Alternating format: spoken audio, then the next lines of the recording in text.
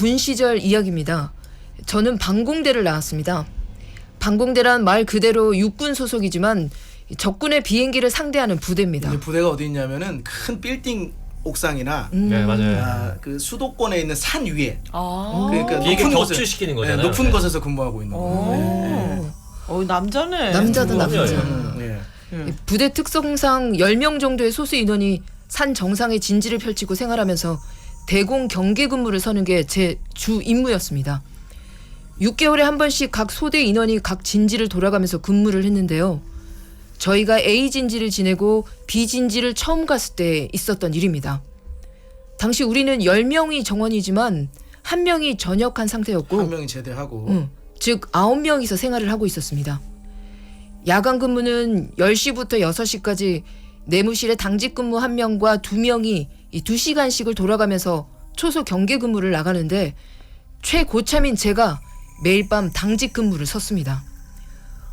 보통 다른 부대는 각자의 관물대 밑에 침구류를 깔고 본인의 자리에서 취침을 했는데 저희는 야간 근무자 8명 모두가 근무를 나가야 했기 때문에 침구를 정리할 시간도 줄이고 또 침낭의 체온을 유지하기도 할 겸 각자의 관물대 밑이 아닌 라디에이터와 가까운 곳에 6개의 침구류를 깔고 이 2명이 근무를 나가면 철수자가 그 빈자리에 가서 그대로 자는 방식으로 잠을 잤습니다. 추우니까.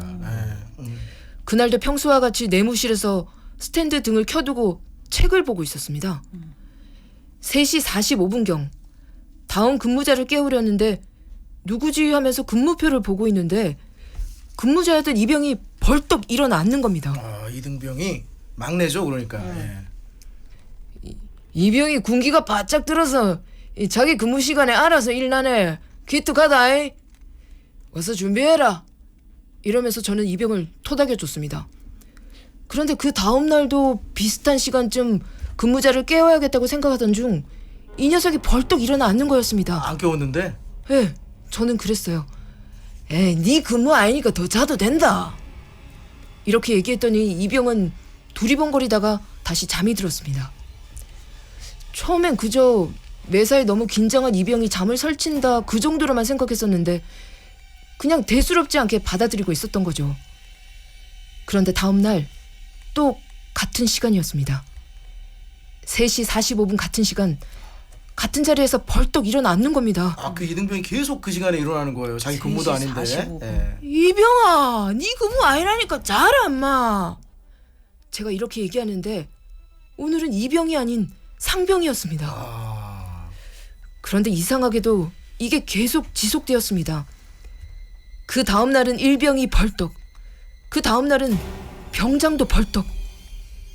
비슷한 시간 같은 자리에 자던 사람이 자꾸 일어나는 겁니다. 다음 날 그 시간이 다가왔습니다. 저는 눈을 비비고 3번째 자리에 와 제 시계를 번갈아 응시했습니다. 44분, 45분. 벌떡. 순간 온몸에 소름이 돋으며 너무 무서웠습니다. 다음날 저는 소대원들에게 이 무서운 얘기를 전했습니다. 내가 일주일 넘게 관찰을 해봤는데 매일 3시 45분이 되면 저 라디에이터 옆 3번째 자리에 누가 자든지 간에 갑자기 벌떡 일어난다. 아무래도 이곳에 불침번 귀신이 있는갑다. 요즘 세상에 그런 게 어디 있습니까? 사람들은 제 말을 안 믿었습니다. 그리고 또 밤이 되었습니다. 그날도 외로이 공포의 3시 45분을 맞이하고 있었습니다. 그날은 김상병이 3번째 자리에서 잠을 자고 있었죠. 오늘도 오나 보자 한번. 불침번. 3번째 자리를 응시하고 있었습니다. 아니나 다를까 3시 45분 김상병이 벌떡 일어났습니다. 김상병이 일어나 고개를 돌려서 자기를 응시하고 있는 저를 한번 보고는 자신의 손목의 시계를 확인하더니 다시 저를 쳐다보았습니다. 저는 혼잣말로 거봐라, 내가 뭐라 했노? 제 말을 들은 김상병은 갑자기 으악 하고 소리를 질렀고 그 소리에 다른 인원들이 다 깨어 불을 켜고 무슨 일인지 확인을 했습니다. 어리둥절하는 소대원들을 보면서 상병이 떨리는 목소리로 얘기했습니다. 박 병장 3시 45분 불침범기 진짜였어. 잠이 들깬 소대원들도 모두 3시 45분을 가리키는 시계와 김장병이 서 있는 세 번째 위치를 번갈아 보고는 모두 놀람을 감추지 못했습니다. 못 믿겠다면서 내가 한번 자보겠다는 소대원도 있었지만 무섭기도 하고 찝찝하기도 했던 터라 저희는 그 자리를 피해서 반대쪽에 침구류를 깔았습니다. 그러자 신기하게도 3시 45분이 되어서 일어나는 일들이 벌어지지 않았습니다. 아, 이제 위치를 바꾸니까 예. 그 후 생각하면 조금 무섭다가도 또 웃기기도 하고 그렇게 불침번 귀신은 한 에피소드로 남아서 시간이 흘렀고 저는 드디어 전역을 했습니다. 그리고 긴 세월이 흘렀습니다. 김상병은 같은 부산 사람이었고 바로 아래 후임이기도 해서 자주는 아니지만 한 번씩 만나 소주 한잔하며 지내고 있었습니다.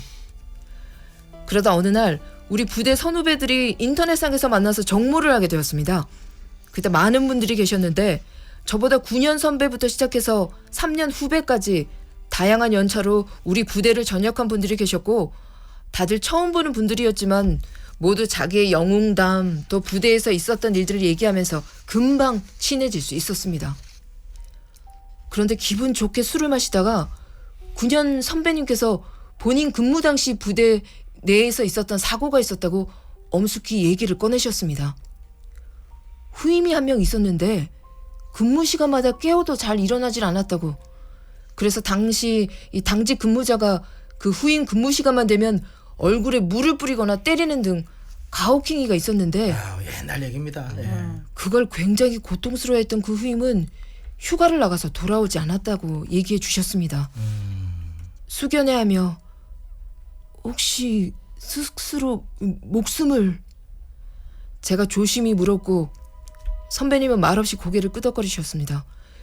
그런데 이때 문득 갑자기 소름이 돋으며 불침번 귀신이 떠올랐습니다. 선배님 혹시 그 진지가 비진지였습니까? 선배님께서는 비진지가 맞다고 어찌하느냐고 되물으셨습니다.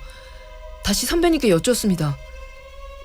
혹시 돌아가신 분의 간물대 위치 기억하십니까?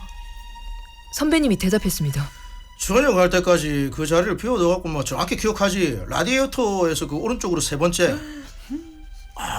놀란 김상병은 입을 벌린 채 아무 말도 하지 못했고 제가 복무 시절에 있었던 불침번 귀신 얘기를 하자 자리에 있던 모두가 놀라서 아수라장이 되었습니다. 긴 세월이 흐른 이야기지만 아직도 한 번씩 오싹하게 만드는 불침번 귀신 이야기였습니다. 캬, 이 군대 사연의 백미네요. 야, 이 전 소대원들이 다 겪었던 3시 45분이면은 전 소대원들 다 일어나고. 예. 예, 그런 게 있대. 시간을 각인해 놓으면은 그 시간이 되면 나도 모르게 무의식적으로 깨어나는 게 있긴 하다던데. 예. 근데 그거를 떠나서 후에 또 모임을 가졌는데 이런 얘기를 들으면은 진짜 소름 돋았을 것 같아요. 앞서 소개해드렸던 그 베란다 그 아주머니처럼 내가 봤을 땐 보이는데 가족들이 안 보이는 사연들이 많은데 이거도 그 시간에 누가 일어난다고 얘기하니까 다른 사람이 목격해도 일어나. 그러니까. 귀신이 깨운 거네요. 그냥. 아, 군대 사연 예 대단합니다. 예. 더 이상의 뭐 코멘트는 예, 생략하고. 네네. 아이 참 예. 그 자리를 옮기니까 또 안 깨어난다는 것도 신기하고요. 예.